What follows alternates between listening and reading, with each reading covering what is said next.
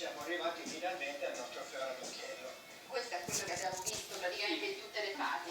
I kind of see technology like a superpower, and you have to, with great power comes responsibility. So I think that as long as technology is amazing, but if it gets into the wrong hands, then it immediately becomes something that could be a huge threat to democracy. So I think it's going to be a case of citizens remaining really vigilant and being really engaged on the topic to make sure that their civil rights and freedoms are protected, but also embracing and realizing the potential of democracy. Also realizing the potential of technology to deliver us information and to really empower us as world citizens. Technology in and of itself isn't good or bad. It's what you do with it. It's how it's used.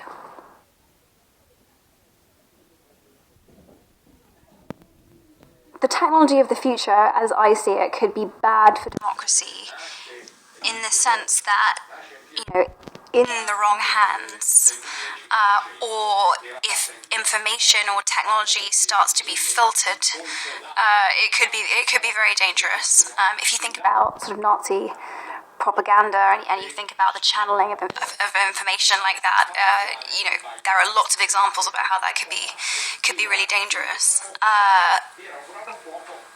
I also think it could be bad from the perspective of privacy.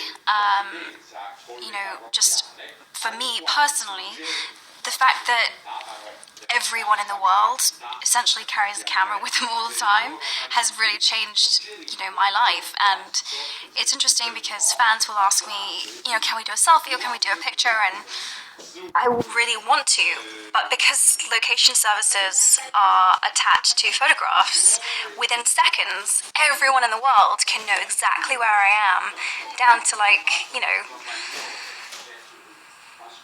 square foot within an airport or something, which is kind of mind-boggling. And it was one of the things that we explored in a movie that I did called The Bling Ring, which was that essentially this group of kids were able to use technology. They were able to use Street View on Google Maps to figure out which window they could get into to break into someone's house.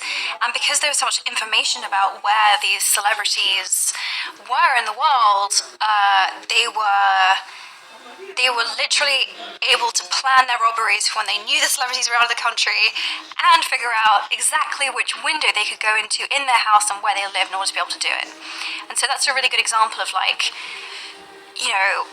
how do we protect our privacy in those circumstances? How do you, that was too much information was out there basically. So it's really interesting, and I tried to kind of explain this to fans, which is like when I'm not working, I want to be able to move around as freely as I can and to draw as little attention to myself as possible. And technology makes that difficult. It's very easy to track me, potentially.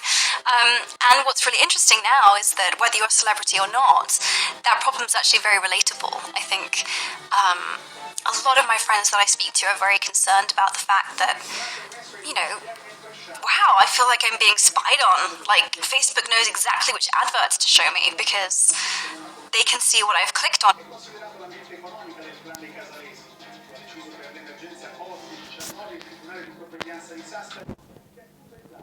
Clicked on in the past, or, wow, like, Facebook has access to all of the contacts in my book, in my phone book, or, it's very, we give away so much information about ourselves very freely, particularly as a generation, as a millennial, but we don't think about what the consequences of that might be and how much power that puts, how much power we're giving to someone else. So, it's a really interesting debate, and, but I think it's one of the reasons why I was so vocal during the Leveson inquiry in England, which was this big kind of inquest into the fact that the media had hacked into answer phone machines of, various different English people and had used the information in various different ways. And I think protecting people's privacy like that is incredibly important, and I will always be very vocal on the subject. I think it's a right. I think it's a pillar of democracy. Privacy is a pillar of democracy too. So another way that I see this happening is that I recently watched Misrepresentation. It's an amazing documentary. If you haven't seen it, find time to watch it. But what it points out is that our media is essentially controlled by a very, very small number of people at the top, most of which are men. And so the kind of information that we receive, the kind of ideas that we receive about women and men, and it is only coming from a one-gendered perspective, or is filtered down from the top from one perspective. And I think sexism in the media is a huge issue, and especially for the young women reading it, it can really affect their self-esteem, how they view themselves, how they see themselves in the world. It can have huge knock-on effects and impacts. So, that's an example of technology potentially, with too much power placed into a very small number of people's hands, it is potentially really dangerous.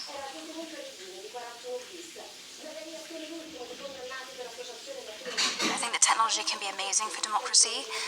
We've seen just recently, in the last 5 years, I would say, that citizens are able to record events that are happening around them, and as such provide evidence of atrocities that are happening all over the world. And that's very powerful because it allows everyone to be an active bystander. It allows us to have real insight really into things which are going on hundreds of thousands of miles away from us, which is incredible.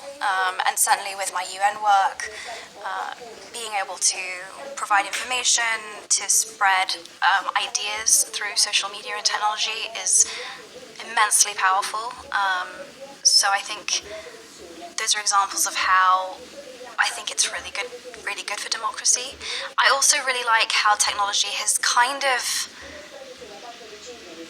democratized who gets a voice and who doesn't, in the sense that I'm very privileged. I have kind of a platform as a result of having been in film, but maybe like 10 years ago, not everyone would have had a forum or a platform within which to share their opinions or share their voice.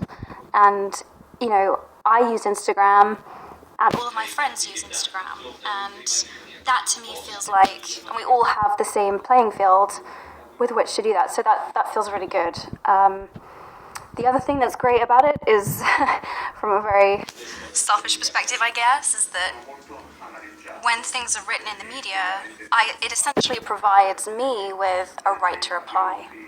So maybe 10 years ago, something could have been written, and I would have quite a difficult time of sort of finding an opportunity in which I could discuss, the fact that I'm not carrying Prince Harry's unborn baby or unborn child, or that